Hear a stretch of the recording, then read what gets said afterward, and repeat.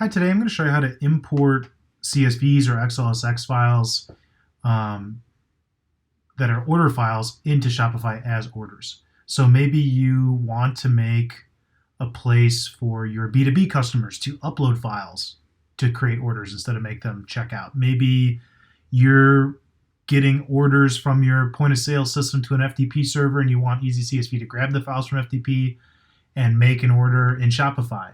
Maybe you have customers that email you orders as CSVs and you want those emails to have the file taken off the email and then create an order in Shopify.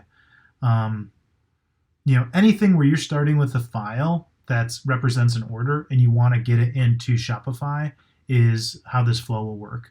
So let's say we have order files that look like this, where you have a header row, right, that labels what they are. Doesn't matter what they are right now. And then each row is a line item of the order. One trick for how EasyCSV works is that each file being imported must be its own order. And I'll show you why in a minute. So, it has the SKU for each line item. It has how many of each line item. It has the email of the customer. That's how we match it up. This is not required. We can hard code a value for your import page and flow. So like if you want to have one customer have a page where they can upload their own CSVs, you can hard code all their customer info in EasyCSV, and all they would have to have in the file is like SKU and quantity number. And you can hard code their shipping address and their name, but in this case, all the info's in the file. Which this is kind of helpful if it's coming from like a point of sale where like you had somebody check out at a store or in another website system where you need actually the email and all the shipping info in the actual file. And this one actually has an order name or ID or number in it. That's not required either. If you don't pass an order name or number, EasyCSV will go to your store, get the last order number, and try to increment it by one and make a new number. And so that's not required either, which I'll show you.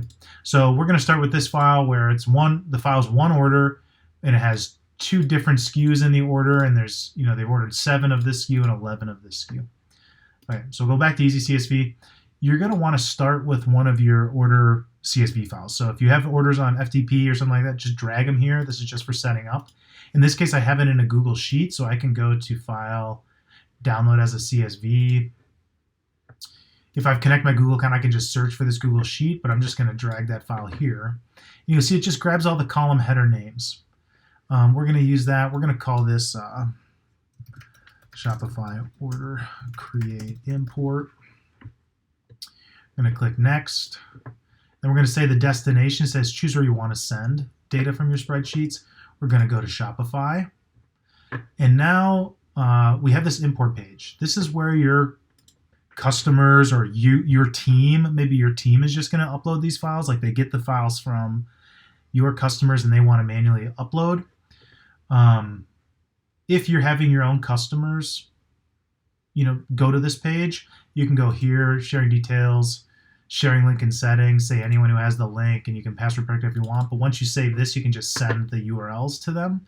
I'm on my test machine, which is my local host. It'll say EasyCSV there. And then they'll get a nice import page where they can drag files and they can download the template. Like you can define a template and have them follow it. Cool, so let's go to the import flow. This kind of details how EasyCSV gets the files. So you can obviously drag files here. You can have files emailed as attachments to a custom email address you have. We can go get a file on a schedule, right? So if you want us to look for new files in FTP or Google Drive or Dropbox, EasyCSV can go look for new files on a schedule and grab them and then start processing them. So the middle is the columns that you've defined from that example file that we grab. If there's columns in the file that aren't listed here, EasyCSV ignores them. These have to be exact match to the column headers in your file. Filtering data. Sometimes people will have like a final row of the file called like total or something, and so maybe you only want to import rows where order number does not have the text total in it, so it'll drop that total row. So you can filter out bad rows.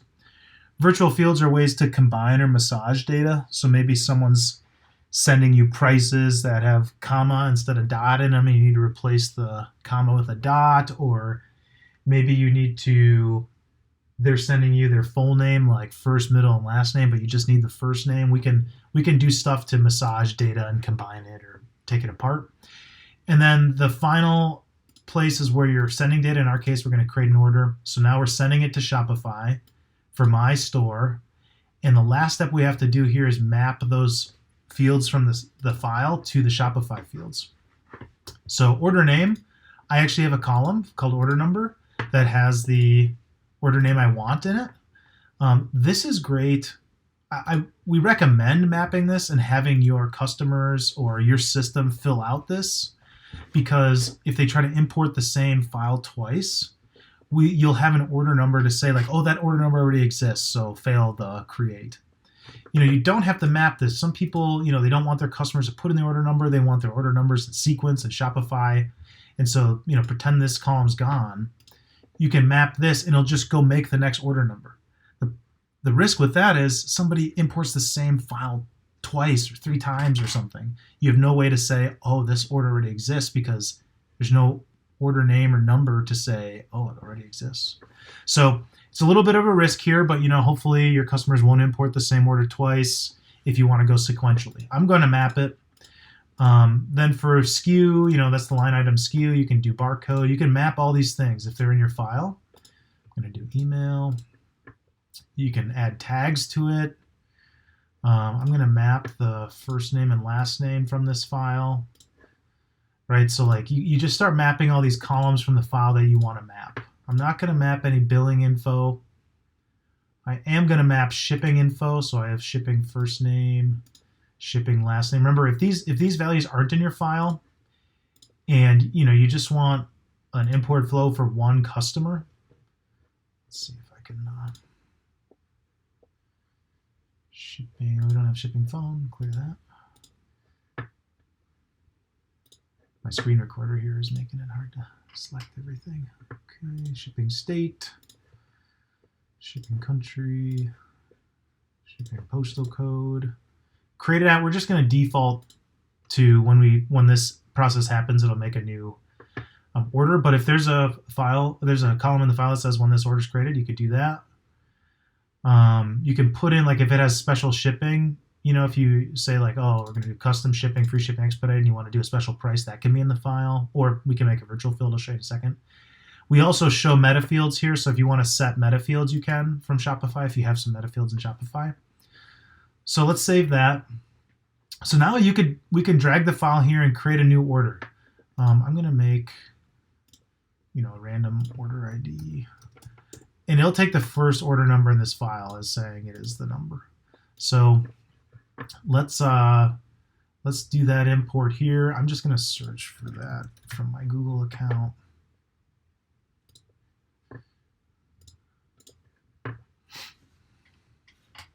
It might take a second.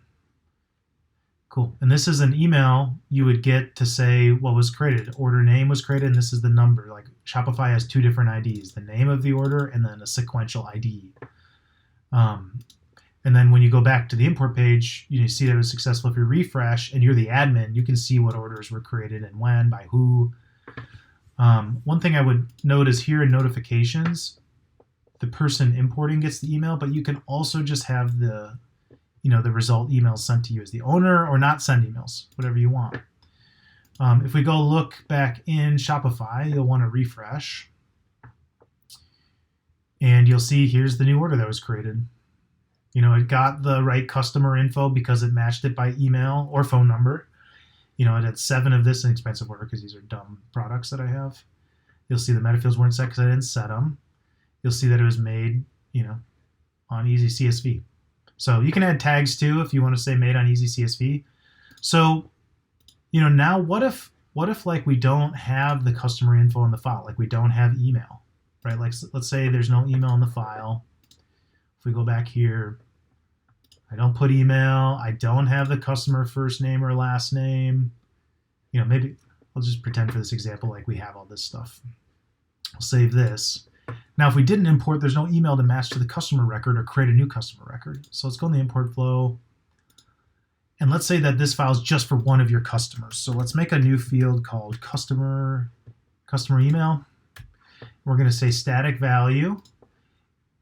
instead of using the value from the file, it's always going to be this email because that's the customer's email and that's what we want to look it up. So we hard code this. So whoever imports here, it's going to make an order for that customer because we're going to go to import flow, we're going to map, and we're going to set the email. Instead of the file email,